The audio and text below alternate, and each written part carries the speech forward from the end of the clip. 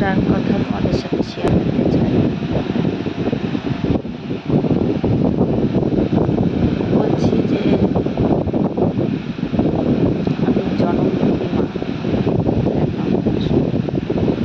যে আমার স্বামী 25 বছর আগে মারা যান। যখন উনি মারা যান তখন আমার ছেলে, ছোটো ছেলে 1 বছরের ছিল, বড়ো ছেলে ওর থেকে 2 বছর বড়। দুটোকে আমি মানুষ করেছিলাম। আজকে 26 বছর বয়সে আমার ছোটো ছেলে মারা গেল। আমি মা হয়ে আমার যত কষ্ট,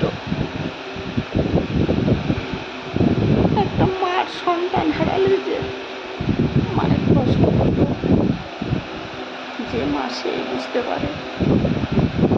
আজকে স্বামীকে হারিয়ে সন্তানকে বুকে নিয়ে খুব কষ্ট করে মানুষ করেছিলাম।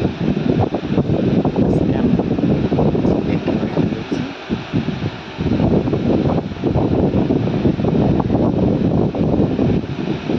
কি বলবো, সবাইকে বলবো আমার মতো যেন জন্মভূমি স্বামী হারা